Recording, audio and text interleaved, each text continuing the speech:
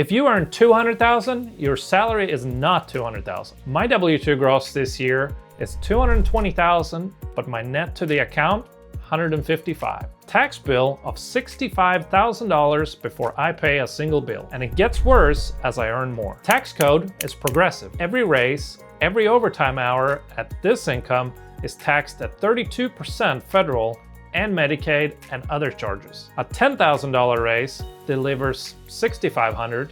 A $60,000 promotion delivers about $39,000. This isn't a complaint about taxes, it's a structural observation with a structural fix. Pillars, legal, operational, and the W-2 offset engine.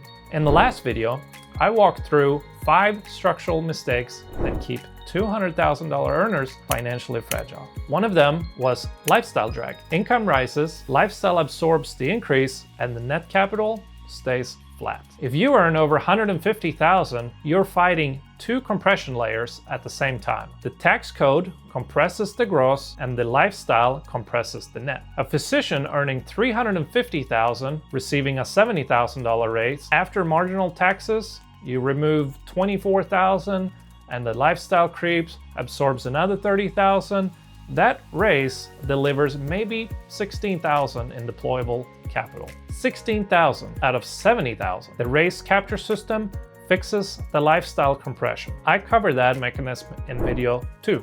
You can watch that here. The tax compression needs different mechanisms entirely. The W-2 offset engine is a 3-pillar structure designed to legally reduce your effective tax rate. Each pillar attacks the compression from a different angle. Together, they compound. So, Pillar 1, short-term rental with material participation. The IRS allows operators who materially participates in rental activity to deduct losses against active W-2 income. Material participation is not a gray area. The IRS defines it through specific hour thresholds, typically 100 hours during the year, and you got to spend more time than any other individual involved. The operator either passes the test or it doesn't. Long-term rentals, however, are classified as passive activity and they cannot offset your salary. I own a long-term rental that is locked at 2.875. It's a strong asset, but because it's passive,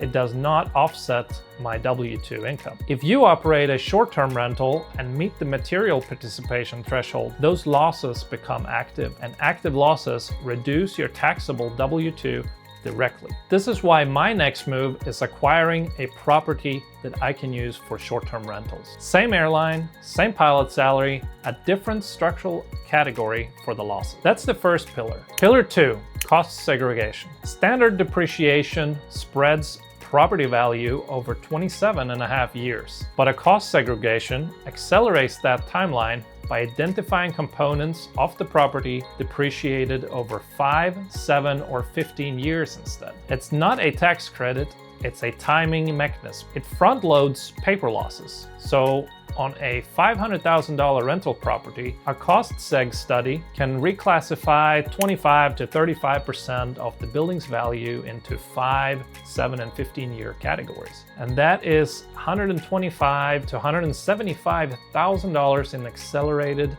year 1 deductions instead of spreading it across almost 3 decades. You take that significant deduction now while your W-2 marginal rate sits at 32%. It's much more effective than spreading that deduction over 27 years, which would have almost no annual impact. Combined with Pillar 1, this creates a structural offset on the same scale as your bracket. The effect is not to lower your tax bracket, the effect is to lower the income that the tax bracket applies to. Pillar 3, variable retirement sequencing. My pay fluctuates between 77 and 110, 120 flight hours per month, which means the gross ranges between 15 and over 20,000 a month. Most high earners with variable income use static contribution percentages to 401k and Roth accounts. That leaves efficiency on the table. The structural play here is to maximize pre-tax 401k contributions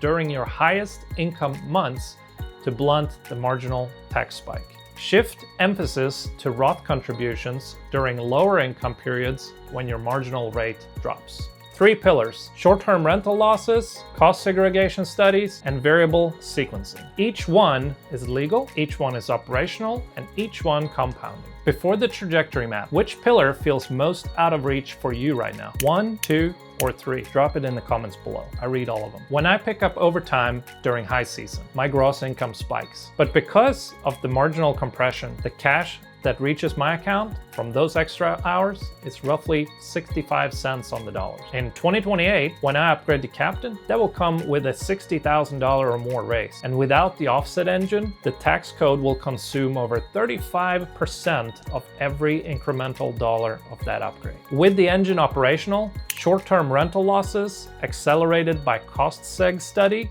will pull my taxable income down actively. Tens of thousands of dollars will reach my compounding system instead of leaking out into the tax code. Run the math across a 7-year window, from the captain upgrade in 2028 through optionality target in 2033. Cumulative gross across that stretch exceeds $2.4 million. And without the offset engine, effective federal tax drag on that run alone is $700,000. With the engine operational, reducing that effective rate by even 5% redirects $120,000 into bridge capital instead. That's not a rounding error, that's a down payment on a second property, or 3 years of maxed brokerage contributions. Same income, same pay scale, a different structural exposure to the tax code. Every pillar I just covered is deployable within 90 days with the right CPA and the right property structure. Here is what to execute this week. 1.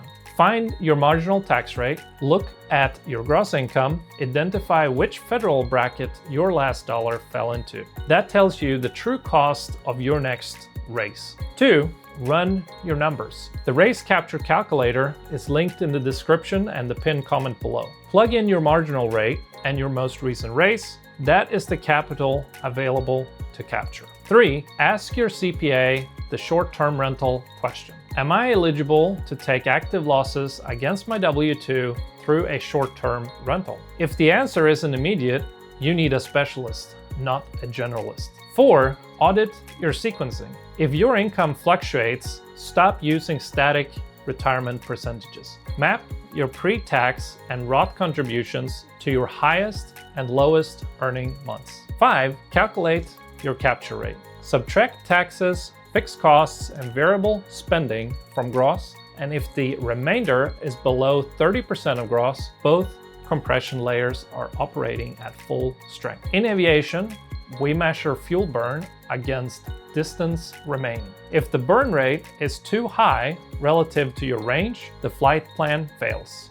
regardless of how much fuel you started with. The tax code is your burn rate. The W-2 offset engine does not increase your fuel, it reduces your burn rate so that more of what you carry can reach the destination. The offset engine doesn't replace the raise capture system, it just sits underneath it. Raise capture keeps the lifestyle compression off, and the offset engine keeps the tax compression off. Together, the raise reaches your account before either layer can absorb it. I'm building this system so that by the time my son turns 18, I have more optionality, I can be present, maybe a grandparent one day, without financial pressure and no schedule that is dictated by income necessity. In the next video, the complete financial operating system that eliminates high income fragility.